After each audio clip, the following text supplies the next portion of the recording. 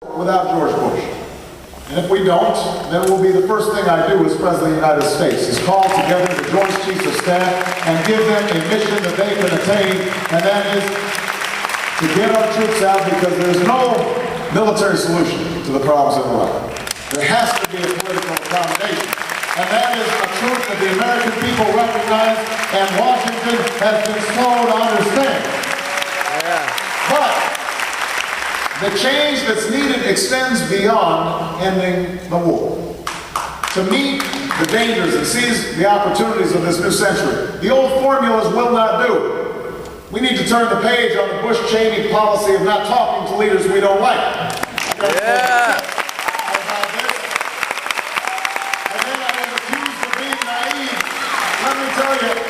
It doesn't make us look tough not to talk to other countries. It makes us look arrogant.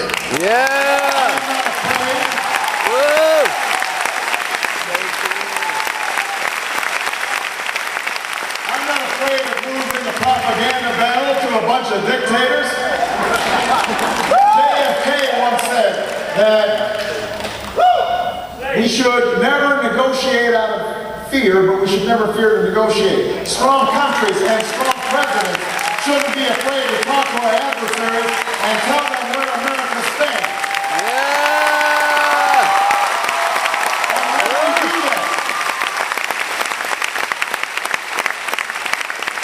And when we do that, see, I'm looking forward to going before the United Nations General Assembly as president and saying, America is better. It's time for America to lead again. It's time to fight on the right battlefield in rooting out Al-Qaeda. It's time to lock down loose nuclear weapons. It's time to lead by building schools in the Middle East that teach math and science instead of hatred. It's time for us to close Guantanamo and restore the right of hatred. It's time to show the world that we're not a country that ships prisoners in the dead of night to be tortured in far-off countries. We don't do torture. We're not a country that looks away while innocents are slaughtered in our forward. That's not who we are.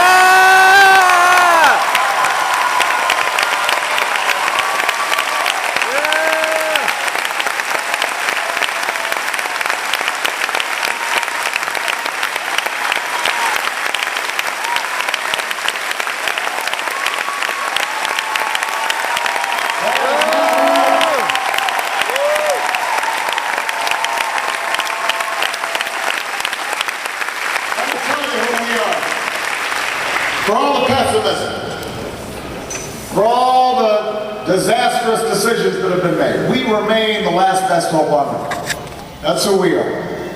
That's who we can be again. I am reminded every single day, if not by events, then by my wife, that I am not a perfect man. And I will not be a perfect president. But I can promise you this, I will always tell you what I think. I will always tell you where I stand. I will always be honest with you about the challenges that we face. I will listen to you even when we disagree. And most importantly, I will open the doors of government and ask you to be involved in your own democracy again. Now, understand what that means before you applaud, because what I'm asking of you is hard. This campaign is hard. Now, there are easier choices that you can make in this election. People who will follow the well-worn grooves. People who will deliver competently pretty much more of the same. I know that politics and politicians have disappointed you so many times before, to the point where it sometimes seems just easier to tune out and walk away, or just go along with what's been there before. But what you have to remember is that when you walk away, when you set your sights a little lower, then the same old politics wins every single time. That's what all the people who benefit from the politics as is, the politics as a game, that's what they're counting on. That you're going to walk away. That you'll be afraid. That this will seem too risky, this call to action. That's why I can't do this alone. Now, I'm not just asking you to trust in my abilities to change this country. I'm asking you to trust in yourselves. I'm asking you to bet on us on our capacity to do what previous generations have done, to lift our sights, to join together and forge a better future for our children and our grandchildren. And if you're willing to work for it and fight for it and bring others to this cause, if after this rally you decide, I'm going to go sign up another 20 more women for Obama, or volunteer to knock on doors, or serve as a precinct captain, get on your email list, and I believe that this time will be finally different from all the rest. And especially women. Women have always made the difference in every election. And this year, your voice, your vote, will be the deciding factor in forging a new future for America.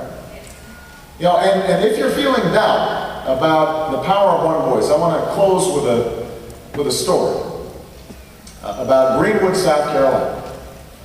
I was in Greenwood. How many people have been to Greenwood? Okay. First I was in Columbia, South Carolina. This was a few months back. And I was at a big reception for a bunch of politicians in South Carolina. And I was sitting next to a state legislator there, and I wanted her endorsement.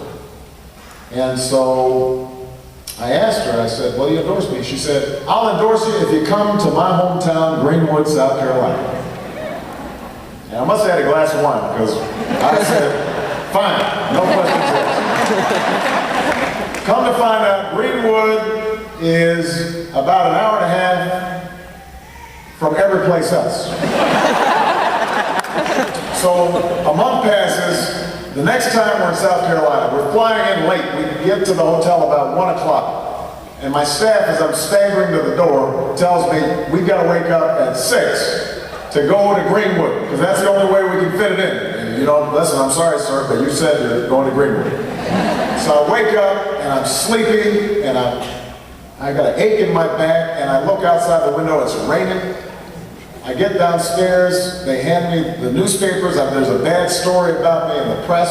I get in my car, my staff knows not to talk to me, because I'm looking mean. And then we drive, and we drive, and we drive, and it's an hour and a half away. Finally we pull into Greenwood, and you wouldn't know that you were in Greenwood right away, because there aren't a lot of landmarks. But we pull up alongside this park, and there's this nondescript building, and we get out, and I'm going in, the umbrella's blowing everywhere, I'm getting wet. I walk into the room, 20 people in there. 20 people. And they're all a little damp, and they look a little sleepy, and like they don't really want to be there either. But there are courtesies to observe, and so I am going from person to person, shaking hands. How do you do? What do you do?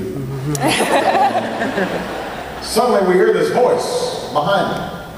Fire it up! And we look back. And there's this tiny woman.